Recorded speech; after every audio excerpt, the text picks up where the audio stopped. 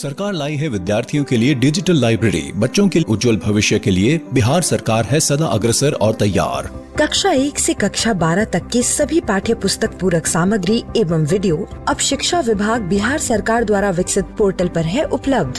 अध्ययन सामग्री देखने के लिए BEPCLots.bihar.gov.in पर विजिट करें अथवा एंड्रॉइड मोबाइल पर गूगल प्ले स्टोर से E-Lots ऐप डाउनलोड करें। शिक्षकों, अभिभावकों एवं बच्चों से अनुरोध है कि इस लाइब्रेरी का अधिक से अधिक लाभ उठाएं और अपनी पढ़ाई जारी रखें। बच्चों, आज जो हम स्टार्ट करने जा रहे हैं चैप्टर का नाम है linear equation in two variable. Linear का मतलब क्या होता है कि पहले भी आपसे क्वेश्चन पूछा गया था, या यूँ कहें कि हमने पॉलिनोमियल जब पढ़ा था तो उसमें एक लीनियर वर्ड यूज किया था हमने। तो लीनियर की अगर बात करें कि लीनियर क्या होता है, लीनियर का मतलब होता है रैखिक।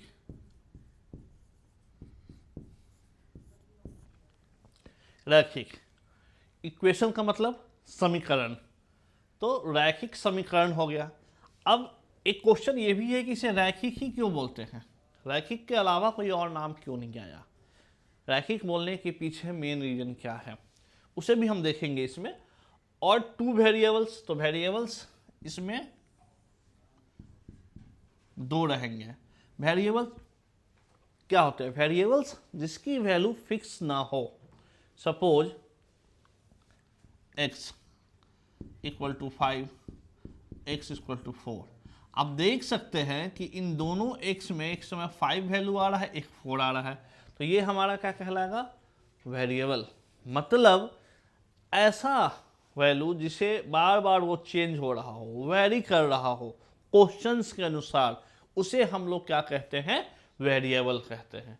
तो लीनियर इक्वेशंस इन टू वेरिएबल, रैखिक समीकरण का युग्म हम पढ़ने जा रहे हैं। बात आती है युग्म। युग्म मतलब क्या होता है कि पेयर होता है, ठीक है, पेयर। अब पेयर की क्यों जरूरत है, हमें बिना युग्म का हम क्वेश्चन सॉल्व नहीं कर सकते हैं क्या। तो आपसे एक आसान सा क्वेश्चन है, उस क्वेश्चन को अगर आप सॉल्व कर लेंगे तो इसका भी आंसर मिल जाएगा कि इसे पेयर ही क्यों कहते हैं। सपोज मैंने आपको दिया कि x plus y equal to 5, ठीक है। मैंने बोला कि x की वैल्यू बताइए और y की वैल्यू बताइए। पॉसिबल है क्या बताना, पहला क्वेश्चन ये है मेरा। पॉसिबल है, बिल्कुल पॉसिबल है। तो सेकंड क्वेश्चन मेरा ये है, क्या ये भी पॉसिबल है कि जो आंसर आपका आए वो आंसर मेरा है, या जो आंसर मेरा है वो किसी और बच्चे का है। क्या ये पॉसिबल है, ये थोड़ा सा पॉसिबल है, नहीं भी पॉसिबल है। कितना पॉसिबल है वो भी देखते हैं। आपने बोला सर कि हम x की वैल्यू हम ले लेते हैं 4, तो y की वैल्यू हो गई 1, और 4 प्लस 1 किया तो 5। मैंने बोला ठीक, वेरी गुड। अब मैं क्या करता हूं, मैं x की वैल्यू ले लेता हूं 0 और y की वैल्यू ले लेता हूं 5, तो भी आ गया 5।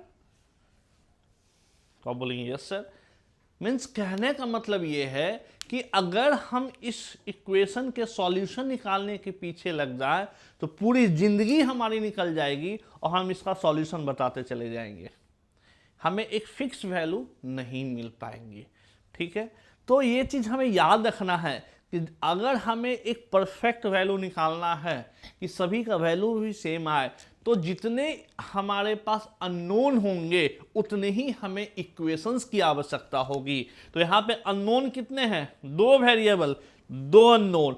2 अननोन होने के कारण ही हमें 2 इक्वेशंस की आवश्यकता होगी, जिससे हम लोग इक्वेशन को सॉल्व करके अलग अलग x और y का एक ही वैल्यू को हम लोग फाइंड आउट कर सकें। तो ये था एक इंट्रोडक्शन आपके सामने कि linear equation in two variables, जो हमारा चैप्टर का नाम है। इस चैप्टर में हमें पढ़ना क्या क्या है, तो इस चैप्टर में हम इस समीकरण को सॉल्व करना सीखेंगे 2 मेथड से। एक मेथड होगा हमारा ग्राफिकली, मतलब ग्राफ की हेल्प से हम इसमें ग्राफ भी ड्रॉ करेंगे। आप एक चीज और भी ध्यान देना है आपको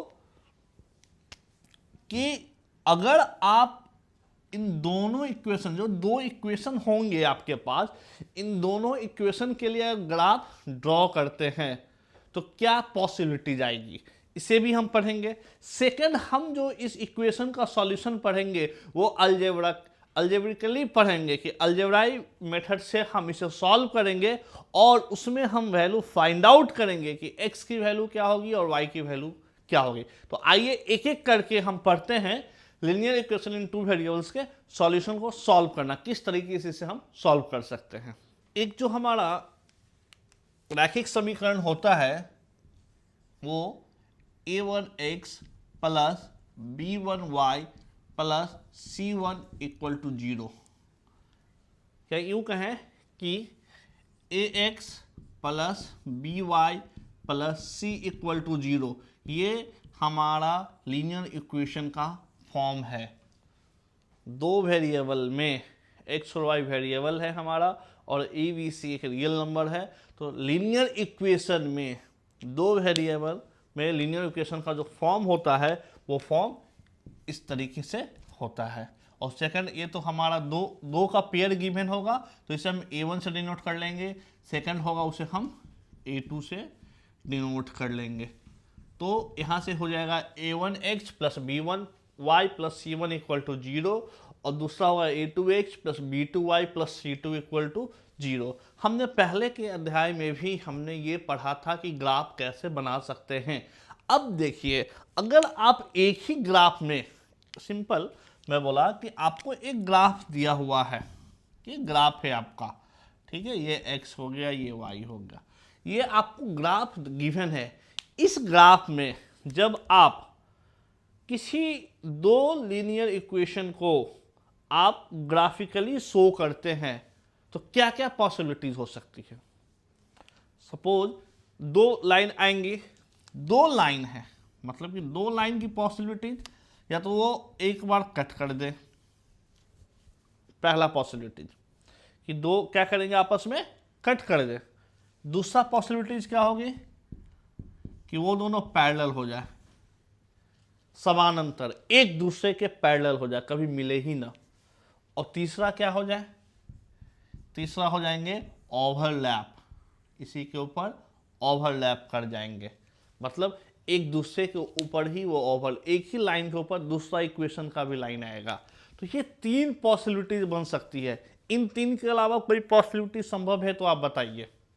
कोई भी पॉसिबिलिटी संभव है नहीं। यही तीन पॉसिबिलिटीज हमें संभव है कि जब हम दो लीनियर इक्वेशन के पेयर को एक ही ग्राफ में अगर ड्रॉ करते हैं तो इसका क्या अर्थ है। हम अगर इसकी सिंबल से हम पहचानना चाहें कि इस तरीके का ग्राफ गिवन हो तो इसका अर्थ क्या है, तो इसका अर्थ ये है कि अगर ये एक बार कट करती है तो इसका अर्थ हो जाएगा कि इसका एक ही सॉल्यूशन होगा, मतलब x और y एक ही वैल्यू होगी जहां वो एक दूसरे को कट करती है। सेकंड वाले में ये दोनों आपस में कहीं मिल ही नहीं रही है क्योंकि पैरेलल है, पूरे लाइफ टाइम हम इसको बढ़ाते हुए चले जाएं ये आपस में मिलेगी ही नहीं। तो मिलेगी नहीं, इसका मतलब इसे हम बोलेंगे नो सॉल्यूशन, इसका कोई सॉल्यूशन नहीं होने वाला। और एक दूसरे के ऊपर जब ओवरलैप कर जाए इसके मतलब बहुत सारे सॉल्यूशन, इसको हम लोग कह सकते हैं मेनी सॉल्यूशन।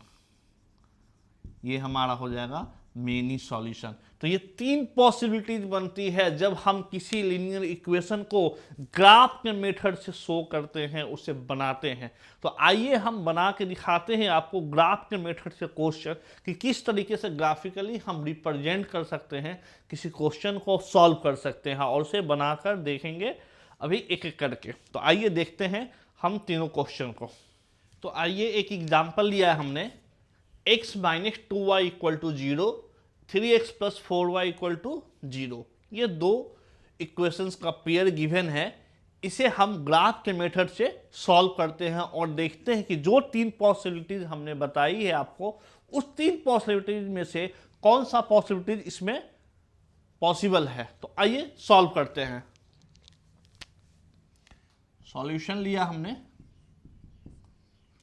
इसे आप मान लीजिए इक्वेशन 1 और इसे मान लीजिए इक्वेशन 2। फ्रॉम इक्वेशन 1 से हमने लिया तो गिवन है x minus 2y equal to 0।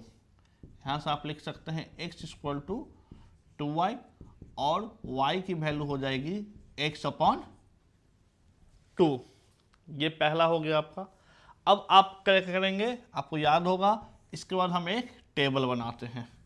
ठीक है, एक हम टेबल बना लेंगे इस तरीके से और इसमें वैल्यू पुट करेंगे। तो टेबल किस तरीके से बनाते हैं, सबसे पहले हमने लिख लिया x और यहाँ लिख लिया y। अगर हम x की वैल्यू लिख लिए 0 किसी से, तो y की वैल्यू क्या हो जाएगी 0। x की वैल्यू रखा 2 तो y की वैल्यू 1, 4 तो 2, 6 तो 3। ये आप पहले भी पढ़ चुके हैं इसकी किस तरीके से हम किसी भी गिवन इक्वेशन का अपने एक्सप्रेशन में पढ़ा हो पॉलिनोमियल में कि किस तरीके से हम ग्राफ है जो ड्रॉ कर सकते हैं। तो इक्वेशन 1 से तो हमारा ये आ गया। अब हम क्या करेंगे, इक्वेशन 2 से ले लेंगे। फ्रॉम इक्वेशन 2, तो इक्वेशन 2 से जब हम लेंगे तो क्या करेंगे, लिख सकते हैं कि 4y equal to minus 3x और y equal to minus 3x upon 4, ये हम ले सकते हैं। ठीक है, सिंपली हमने क्या किया, 3x को इक्वल टू के इस साइड लेकर आ गए और 4 से उसमें डिवाइड किया तो y equal to minus 3x upon 4 आ गया। अब इसमें हम लोग क्या करेंगे कि इसके लिए सेम हमें टेबल बनाएंगे। एक टेबल बनाएंगे, इसमें x और y को हम लेंगे एक एक करके। ठीक है, तो अगर हम x की वैल्यू 0 लेते हैं, ठीक है, तो x की वैल्यू 0 लिया तो y की वैल्यू क्या होगी 0 हो जाएगी। ठीक है, x की वैल्यू लिया 0 तो y की वैल्यू 0 हो गई। अच्छा, x की वैल्यू लिया हमने 2, यहाँ से 2 लिया तो 2 3 जा -6 तो -3/2।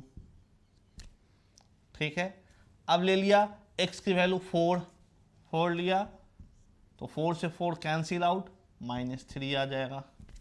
8 ले लेते हैं, 8 तो -6। इस तरीके से हमने क्या किया है, इन दोनों के लिए अलग अलग अब हमने वैल्यू निकाल लिया और इस वैल्यू के माध्यम से हम एक ही ग्राफ में दोनों को फाइंड आउट करेंगे। मतलब कि दोनों को हम वैल्यू से हम एक ही ग्राफ में आपको दिखाने की कोशिश करेंगे। तो आप लोग इस वैल्यू को नोट डाउन कर लीजिए। अब हम इससे ग्राफ बनाकर आपको दिखाते हैं। आइए हम एक एग्जाम्पल लेते हैं और इस एग्जाम्पल को हम ग्राफ के मेथड से सॉल्व करने की कोशिश करते हैं। तो ये इसे हम मान लेते हैं फर्स्ट और इसे मान लेते हैं सेकंड। तो हमने यहाँ पे इक्वेशन ले लिया, इक्वेशन 1 एंड इक्वेशन 2। आइए अब इसका ग्राफ बनाते हैं। तो लेते हैं फ्रॉम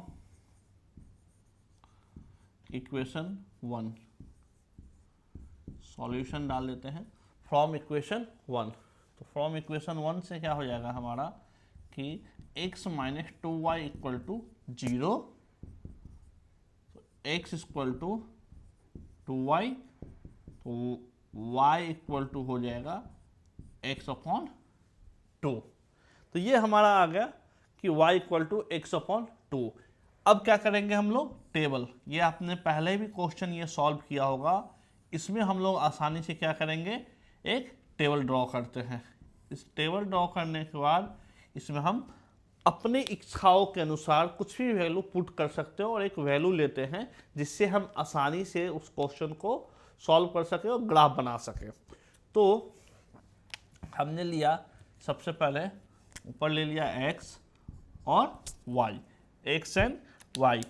अब क्या करेंगे, हमने रखा x की वैल्यू 0, जैसे ही x की वैल्यू 0 तो y की वैल्यू 0, x वैल्यू 2 तो y की वैल्यू 1, x की वैल्यू 4 तो 4/2 2, 6/2 3।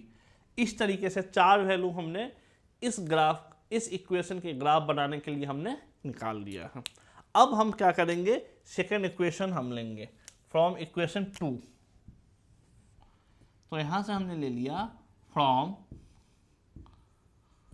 इक्वेशन 2। ये इक्वेशन 2 से हम क्या करेंगे, फिर आप देख सकते हैं कि ले लिया हमने 3x + 4y = 20। तो 4y = हो जाएगा 20 - 3x, ठीक है। और y = हो जाएगा 20 - 3x/4, ठीक है। अब सेम इसी तरीके से हम लोग इसके लिए भी एक टेबल ड्रॉ करेंगे और इस टेबल को ड्रॉ करके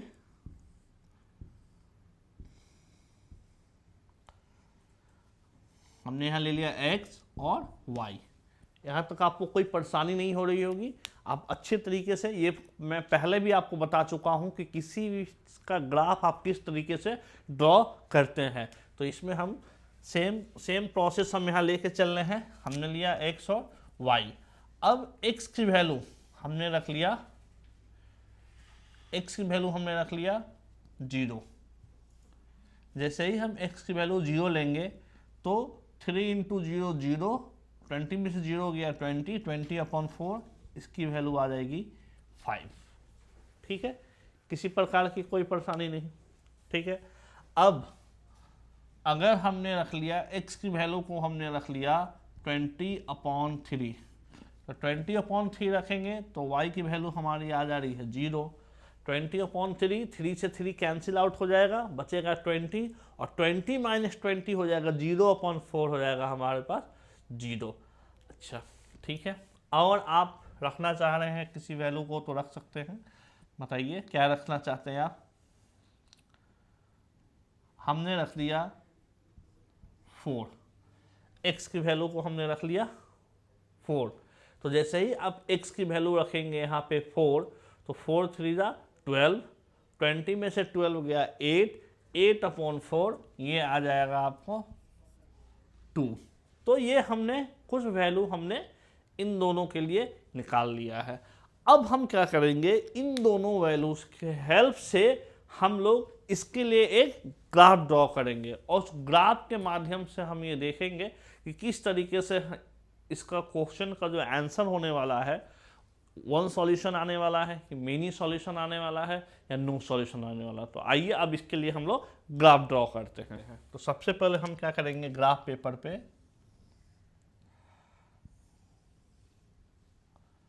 ये ले लिया हमने x और ये ले लिया y, ये x' और ये y'।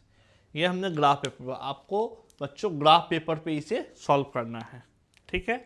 तो ये हमारा हो जाएगा 0, 1 2 3 4 5 6 7 8 9 10, 1 2 3 4 5 6 7 8 9 10,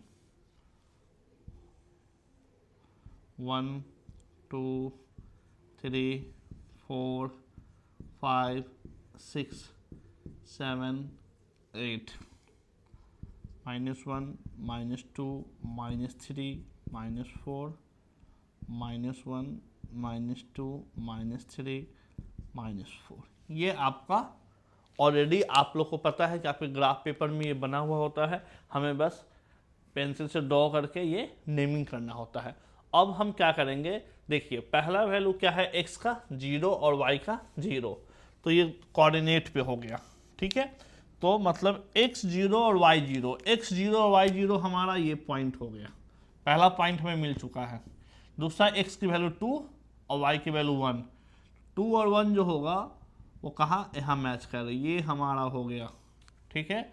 तीसरा है 4 और 2, तो ये 4 और ये 2, ये हमारा हो गया थर्ड वैल्यू 6 और 3, ये 6 हुआ और ये 3,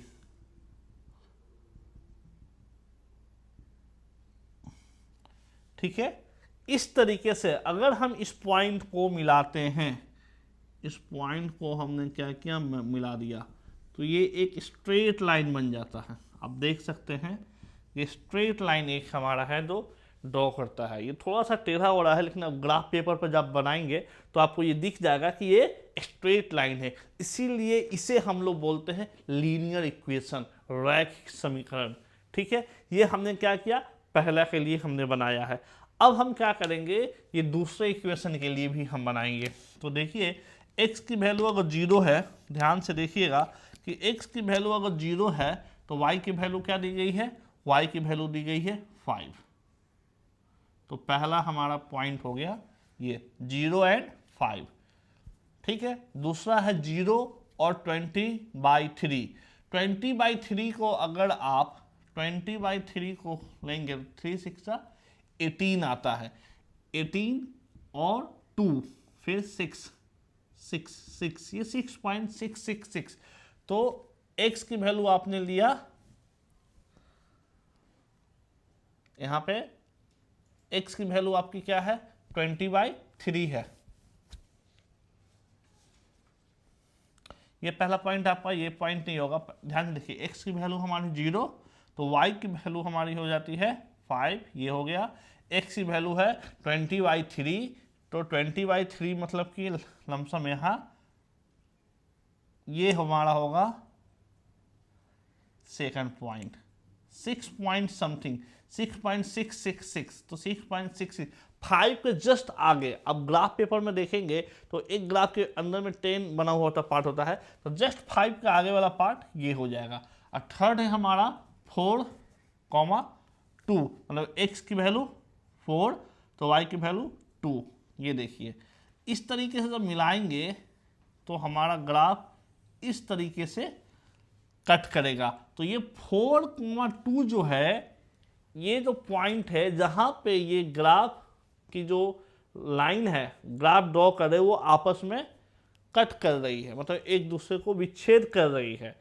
तो ये जो हो गई पॉइंट, ये इसकी वैल्यू कहलाएगी, मतलब x की वैल्यू 4 और y की वैल्यू 2। मतलब इस इक्वेशन के लिए एक ही सॉल्यूशन है, और वो सॉल्यूशन ये है कि आपका सॉल्यूशन अगर पूछा जाए तो x की वैल्यू कहलाएगी 4 और y की वैल्यू कहलाएगी 2। इन सॉल्यूशन के अलावा कोई भी पॉइंट ऐसा नहीं है जहां पे ये दोनों दोबारा आपस में मिले। समझ रहे बात?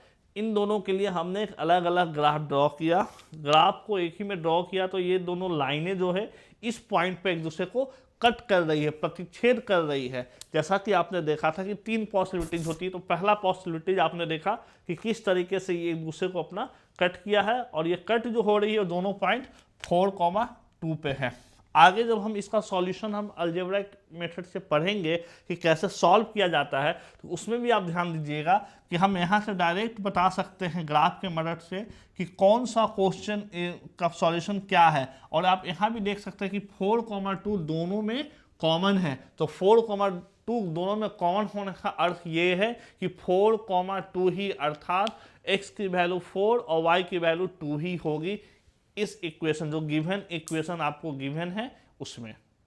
ठीक है, तो आइए अब देखते हैं सेकंड एग्जांपल। आइए अब लेते हैं सेकंड एग्जांपल। इसमें भी हम सेम इसे पहला इक्वेशन ले लेंगे और इसे सेकंड इक्वेशन ले लेंगे, सॉल्यूशन लेंगे। उसके बाद from equation 1 y equal to 5 - x, यहाँ से इसके लिए टेबल बना लेंगे। जैसे ही आप यहाँ से टेबल बनाएंगे, ठीक है, आप इसमें x रख दीजिए और इसमें y रख लीजिए। आसानी से हमने क्या किया, इसे पहले इक्वेशन 1 लिया और इसे इक्वेशन 2 लिया। इस इक्वेशन को हमने यहाँ रखा, तो y इक्वल टू x को इक्वल टू के इस साइड लेके गए, तो 5 - x आ गया। तो यहाँ x की वैल्यू रखा हमने, यहाँ पे y की वैल्यू रखी हमने। ठीक है, अब अपने मन से हम कुछ भी वैल्यू अगर पुट करते हैं, तो x की वैल्यू हमने रखा 1, तो 5 - 1 4, 2 रखा तो 3 रखा तो 2। ये 3 वैल्यू हमने निकाल लिया इस इक्वेशन के लिए। अब सेकंड हमारा जो है सेकंड इक्वेशन, इस इक्वेशन के लिए भी हम लोग निकालते हैं। तो फ्रॉम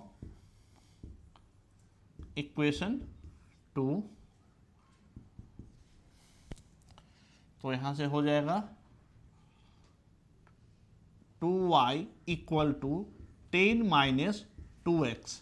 2x को हम इक्वल टू के इस साइड लेकर चले गए तो 10 माइनस 2x हो गया, और y इक्वल टू हो जाएगा 10 minus 2x upon 2।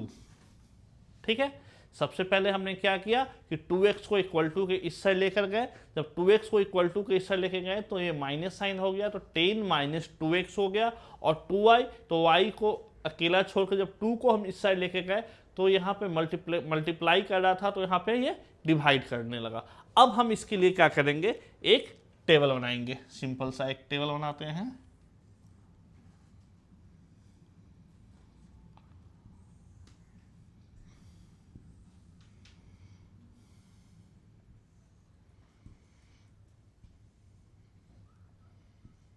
X y simply. अब हम क्या करेंगे, एक एक करके यहाँ पे वैल्यू पुट करेंगे। तो हमने क्या किया, x की वैल्यू ली 1, तो x की वैल्यू जैसे ही 1 लिया तो 2 इंटू 1 2, 10 में से 2 गया 8, और 2 से जब डिवाइड किया तो 4। x की वैल्यू लिया हमने 2, तो 2 2 जा 4, 10 में से 4 गया 6, 6 अपॉन 2 3। अब x की वैल्यू हमने ले लिया 3, तो 3 2 जा 6, 10 में से 6 गया 4, और 4 अपॉन 2 ये 2। तो यहाँ पे हमने दोनों इक्वेशन के लिए अलग अलग हमने वैल्यू फाइंड आउट कर लिया है। अब इस वैल्यू के हेल्प से हम लोग ग्राफ ड्रॉ करेंगे। तो आइए ग्राफ ड्रॉ करते हैं।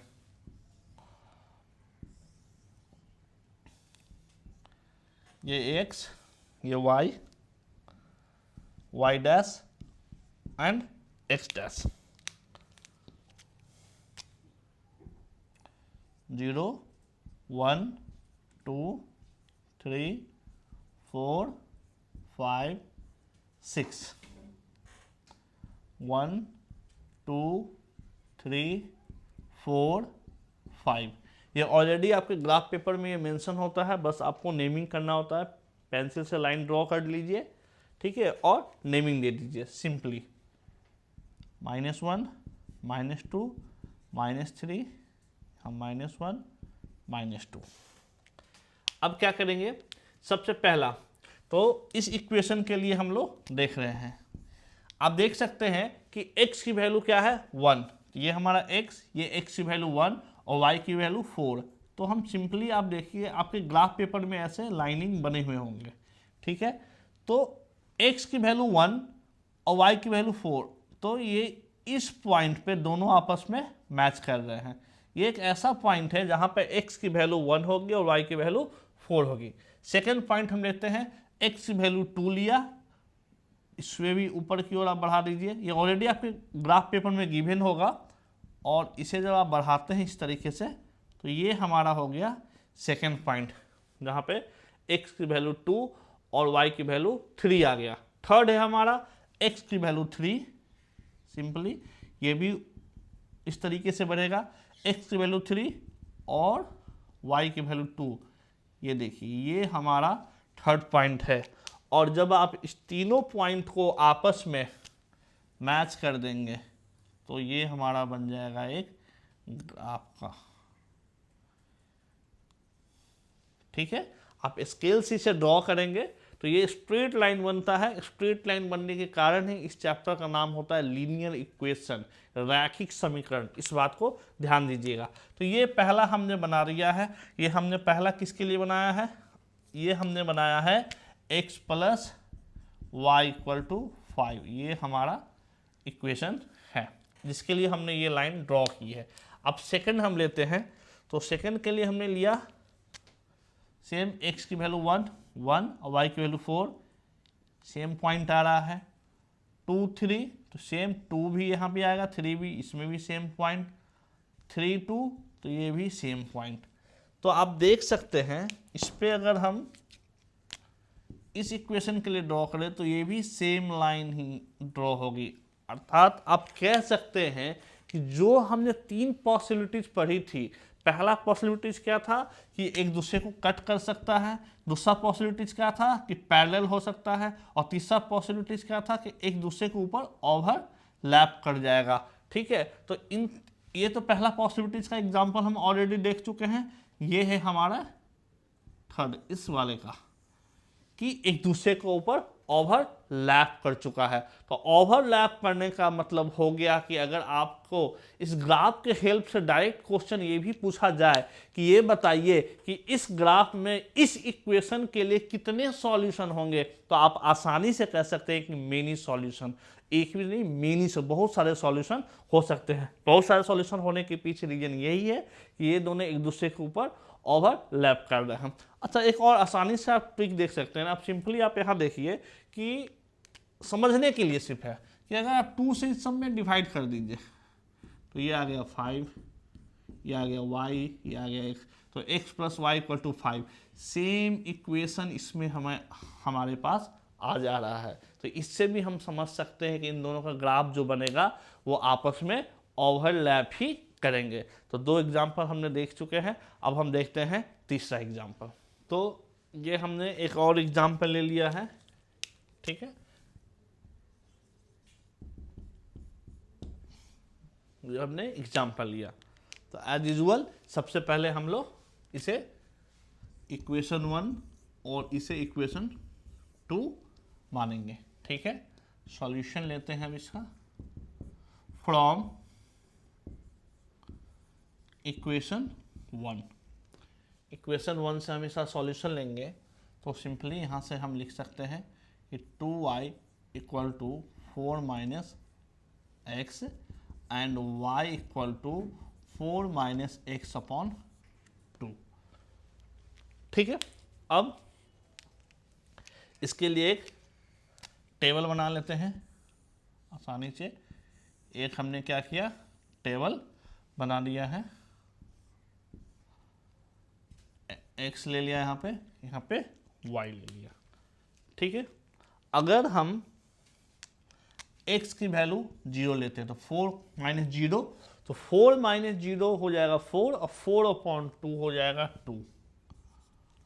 ठीक है, ये ले लिया x की वैल्यू 2, तो 4 - 2 ये हो गया 1, और ये ले लिया हमने 4, तो 4 - 4 0, ये हो गया हमारे पास 0।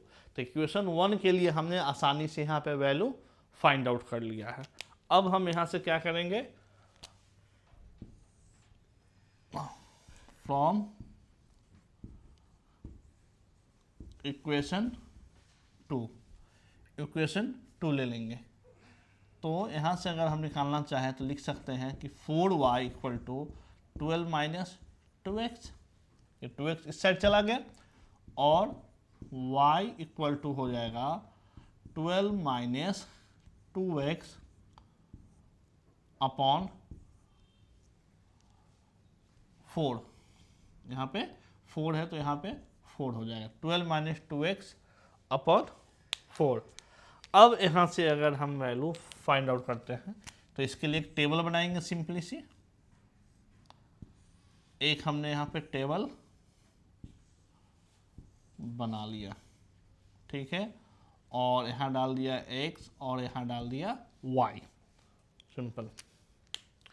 ठीक है, तो सबसे पहले हमने ले लिया x की वैल्यू 0, 0 लिया तो 0 × 2 0 हो जाएगा, 12 में से 0 गया 12, और 12/4 हो जाएगा 3। ठीक है, अब ले लिया हमने x की वैल्यू 2, तो 2 × 2 = 4, 12 में से 4 गया 8, और 8/4 यहाँ से आ जाएगा 2। ठीक है, अब यहाँ पे आप ले सकते हैं 0 हो गया, 2 हो गया। अब ले लेते हैं हम यहाँ से 4, तो यहाँ से अगर हम वैल्यू इसकी डाल देते हैं 4, तो 4 × 2 = 8 हो जाएगा, और 12 में से 8 जाएगा तो क्या बचेगा, 4 बचेगा, और 4/4 हो जाएगा तो ये बचेगा हमारे पास 1। ठीक है, तो ये हम दोनों का हमने वैल्यू फाइंड आउट कर लिया है। अब इसके लिए क्या करेंगे, हम आसानी से एक ग्राफ ड्रॉ करते हैं। तो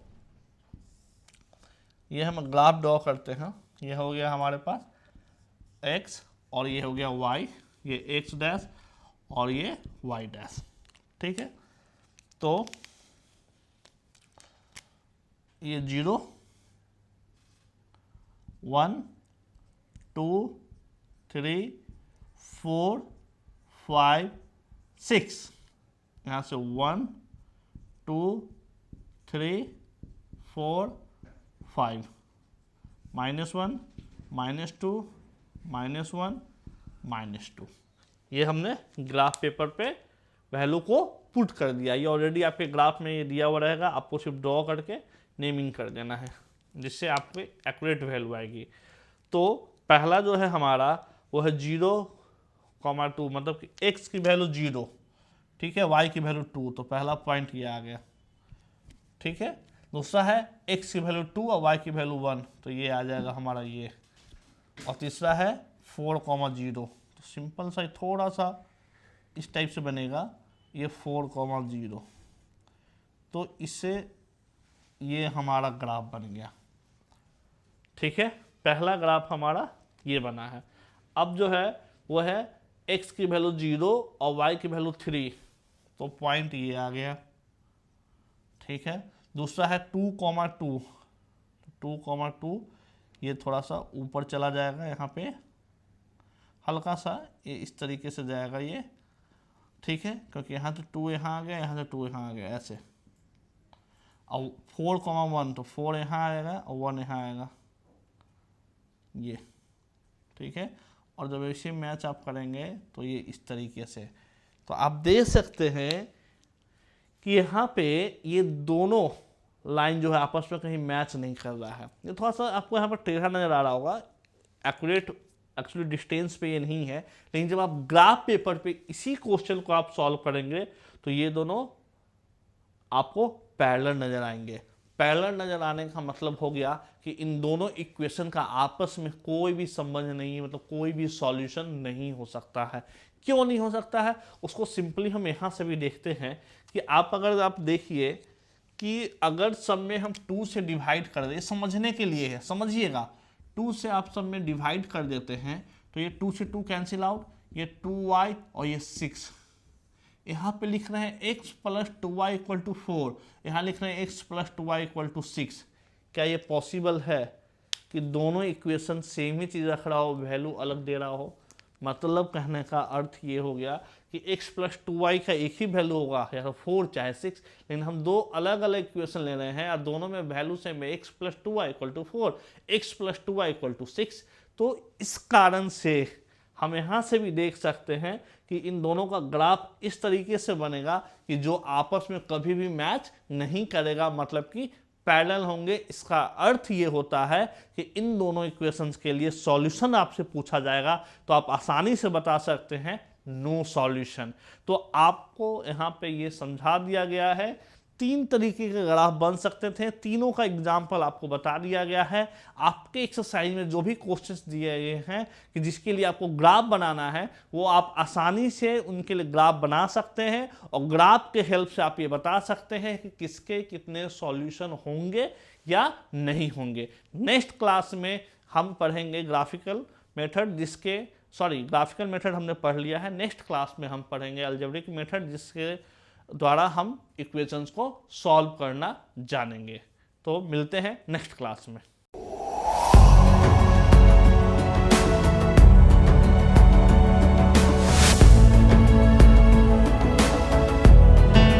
नमस्कार।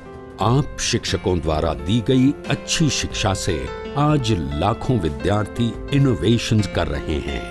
उन सभी को इंस्पायर अवार्ड्स मानक में हिस्सा लेने प्रोत्साहित कीजिए। करना है इतना कि आपके विद्यालय के 6ठी से 10वीं कक्षा के छात्र और छात्राएं साइंस और टेक्नोलॉजी पर आधारित अपने इनोवेटिव आइडियाज आपके पास जमा करें, ताकि वो DST और NIF द्वारा आयोजित इंस्पायर अवार्ड्स मानक प्रतियोगिता में हिस्सा ले सकें। 1,00,000 छात्रों को 10-10 हजार रुपए मिलेंगे अपने आइडियाज को प्रोटोटाइप्स बनाने के लिए। फिर छात्र डिस्ट्रिक्ट, स्टेट और नेशनल लेवल पर अपने इनोवेशंस को दिखाएंगे, फिर प्राइजेस और सम्मान पाएंगे। तो आज ही अपने स्टूडेंट्स को हिस्सा दिलवाएं इंस्पायर अवार्ड्स मानक में।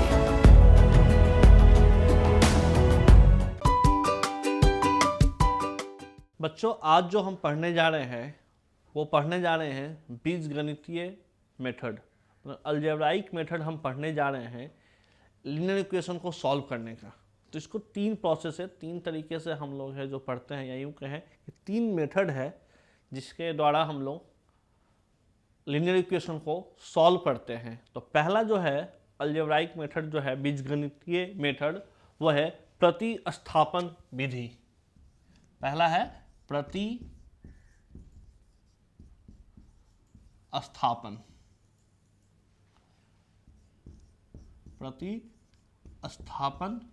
विधि।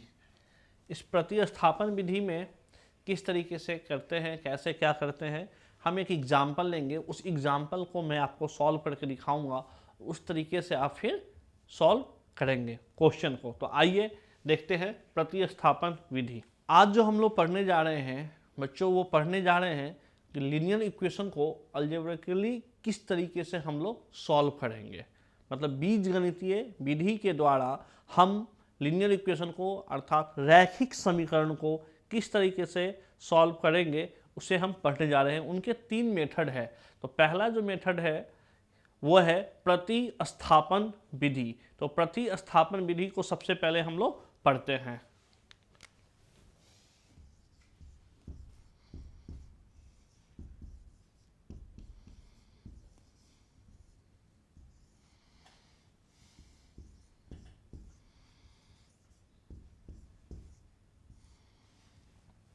ये पहला है हमारा प्रतिस्थापन विधि। इसे समझने के लिए हम एक एग्जाम्पल लेते हैं और उस एग्जाम्पल को हम सॉल्व करेंगे और देखेंगे कि प्रतिस्थापन विधि किस तरीके से काम करती है। मान लीजिए कि एक क्वेश्चन है given x + y = 9 and x - y = 5, ये हमें दिया हुआ है। तो प्रतिस्थापन विधि के द्वारा हम इस क्वेश्चन को किस तरीके से सॉल्व करेंगे, आइए देखते हैं। सबसे पहला काम जो है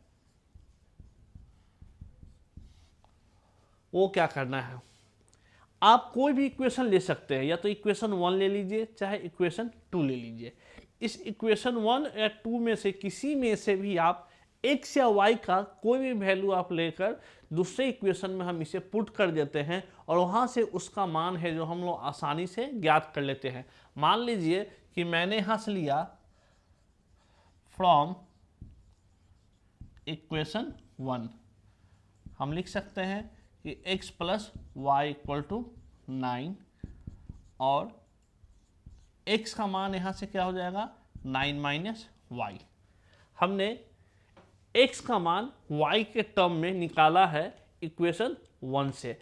अब क्या करेंगे, इस x के मान को हम लोग इक्वेशन 2 में, जो हमारा 2 इक्वेशन सेकंड इक्वेशन है, उसमें हम लोग पुट कर सकते हैं। तो यहाँ पे आपको एक आशंका आ सकती है, आप सोच सकते हैं क्या ये भी मुमकिन है कि हम x की जगह y का वैल्यू निकाल लें।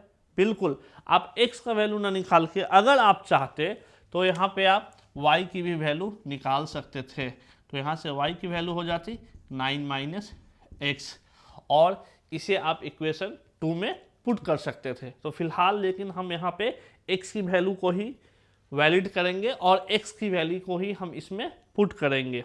तो x की वैल्यू को अगर हम पुट करेंगे इन इक्वेशन 2, इसमें हम x की वैल्यू को पुट कर रहे हैं, रख रहे हैं, तो हमारा क्या हो जाएगा, x की जगह हम अगर 9 - y रखते हैं तो 9 - y अब -y = 5, 9 -y और -y ऐड हो जाएगा तो -2y = 5, -2y इस साइड आ जाएगा और 5 इस साइड आ जाएगा, तो 9 - 5 = 2y। यहाँ से अब हम लोग क्या करेंगे, y की वैल्यू निकालेंगे। तो y की वैल्यू 9 - 5 4/2 और ये आंसर आ गया आपका 2।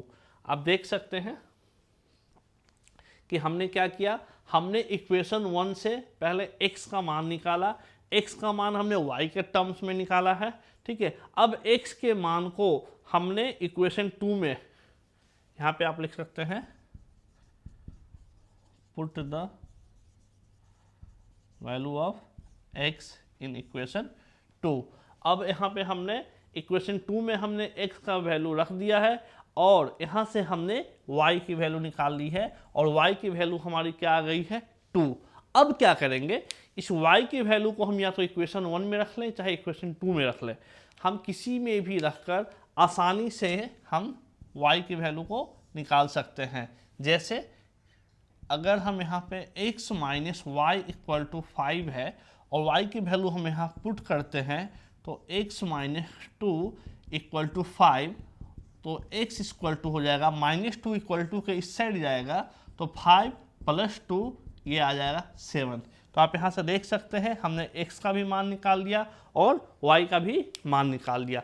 इस विधि को कहते हैं प्रतिस्थापन विधि, अर्थात हम किसी भी एक इक्वेशन से ही हम जो जैसा हमने यहाँ देखा कि फ्रॉम इक्वेशन 1 लिया है हमने और x की वैल्यू निकाली है, हम यहाँ फ्रॉम इक्वेशन 2 भी x की वैल्यू निकाल सकते थे या y की भी वैल्यू निकाल सकते हैं। आप किसी भी दो x या y की वैल्यू किसी भी इक्वेशन से निकाल के दूसरे इक्वेशन में, जो इक्वेशन हमारा रेस्ट बच जाता है, उस इक्वेशन में प्रतिस्थापित करके आप आसानी से x और y का सॉल्व कर सकते हैं, इक्वेशन को सॉल्व कर सकते हैं और x और y की वैल्यू को आप फाइंड आउट कर सकते हैं। तो ये पहला हमारा जो विधि था वो है प्रतिस्थापन विधि, जिसे हमने इस तरीके से सॉल्व किया है। अब हम पढ़ते हैं दूसरी विधि को। बच्चों, अब जो सेकंड विधि है हमारी वो है विलोपन विधि, ठीक है। विलोपन नाम से ही मालूम चल गया होगा, विलुप्त कर जाना, गायब हो जाना। तो इस विलोपन विधि को हम इस एग्जाम्पल के माध्यम से हम समझते हैं। तो ये हमें एग्जाम्पल गिवन है, इसमें सबसे पहला काम जो है बस जो हम करते हैं 1 और 2, इक्वेशन 1 और 2 हम अपने सुविधा के अनुसार मान लेंगे। हमेशा प्रायः पहले वालों को इक्वेशन 1 और दूसरे वाले को इक्वेशन 2 ही कहते हैं हम लोग। अब हमें क्या देखना है, या तो x ले लीजिए चाहे y ले लीजिए। इसमें ध्यान क्या देना है कि x के जो कॉफिशिएंट है या y के कॉफिशिएंट, किसी भी एक कॉफिशिएंट को हम दोनों में सेम करने की कोशिश करेंगे, दोनों में बराबर करने की कोशिश करेंगे और कोशिश करने के बाद प्लस या माइनस जो भी क्वेश्चन के अनुसार सुविधाजनक होगी उस काम को करके हम लोग या तो x को विलुप्त कर देंगे चाहे y को विलुप्त कर देंगे। यहाँ पे आप देख सकते हैं कि अगर इन दोनों को प्लस माइनस किया जाए, ये दोनों को ऐड किया जाए और ये 3y होता है, ये -3y है, तो दोनों को ऐड करने पे ये दोनों आपस में कैंसिल आउट हो जाते हैं। मतलब कि y का जो टर्म्स होता, y टर्म्स मतलब कि हमारा विलुप्त हो जाता और विलुप्त होने से हमें क्या बेनिफिट मिलता कि हम यहाँ आसानी से x का मान है जो निकाल लेते। तो सबसे पहले हम क्या करेंगे, कॉफिशिएंट चेक करना है। तो हम इसमें इसे भी कॉफिशिएंट को सेम कर सकते हैं, x को भी या y को भी। तो आप देखिए कि y का कॉफिशिएंट यहाँ पे 3 है, यहाँ पे कुछ नहीं है, 1 है, कुछ नहीं अर्थात 1 है। तो हम क्या करेंगे कि सॉल्यूशन, सबसे पहला काम जो हमें करना है, ये हमने सॉल्यूशन लिख लिया। अब क्या करेंगे, 3 × इक्वेशन 1 प्लस 3 से इक्वेशन 1 में मल्टीप्लाई कर देंगे, उसके बाद इक्वेशन 2 को हम क्या करेंगे, ऐड कर देंगे। जैसे ही हमने 3 से इसमें मल्टीप्लाई किया तो देख सकते हैं ये आ जाएगा 3x + 3y = 15 और ये ऑलरेडी इसमें कुछ नहीं करना है और 2x - 3y = 4। जैसे ही हम इसे ऐड करेंगे ये हमारा कैंसिल आउट हो जाएगा और 3x + 2x हो जाएगा 5x और 15 + 4 ये हमारा हो जाएगा 19 और x की वैल्यू आ जाएगा हमारा 19/5। ये हमने x की वैल्यू फाइंड आउट कर ली। इसे हमने क्या देखा आपने कि हमने सबसे पहले कॉफिशिएंट सेम किया, यहाँ प्लस माइनस ऑलरेडी गिवन है, इसलिए सिंपली हमने y को ही कॉफिशिएंट को हमने सेम किया। तो 3 था तो 3 से हमने मल्टीप्लाई कर दिया, तो 3x प्लस 3y, 3 5 जा 15। अब इन दोनों को ऐड करने में 3x प्लस 2x 5x, इन दोनों का साइन देख सकते हैं अपोजिट है, इसलिए आपस में ये कैंसिल आउट हो गया। और 15 प्लस 4 19, तो x की वैल्यू आ गई आपकी 19/5। अब यहां से क्या करेंगे, अब x की वैल्यू को या तो आप इसमें पुट कर दीजिए चाहे इसमें पुट कर दीजिए। तो यहाँ से आप आराम से हम इक्वेशन 1 से देख सकते हैं कि x की जगह हमने रख दिया 19/5 प्लस y इक्वल टू 5, तो y इक्वल टू हो जाएगा 5 माइनस 19/5, 25 माइनस 19/5 और यहाँ से 6/5, ये हमारा आंसर हो जाएगा। तो बच्चों आपने देखा किस तरीके से हमने विलोपन विधि का यूज करके हम आसानी से इसकी वैल्यू को निकाल लिया। ठीक है, तो आपको भी सिंपली ये याद रखना है कि जब भी आपको विलोपन विधि दिया हुआ रहेगा तो आपको या तो दो हमारे अचर वैल्यू जो होते हैं, मतलब कि x और y जो होते हैं, उसमें से एक को आपको क्या करना है, गायब कर देना है, विलुप्त कर देना है। तो दो वेरिएबल है, तो जो भी दो वेरिएबल है उसको में से एक को आपको क्या करना है, गायब कर देना, विलुप्त कर देना है। इसी विधि को हम लोग कहते हैं विलोपन विधि। तो आपने देखा विलोपन विधि से किस तरीके से हम लोग सॉल्व करते हैं, और भी एक्सरसाइज में जो क्वेश्चन है उससे भी आप लोग विलोपन विधि से सॉल्व करेंगे।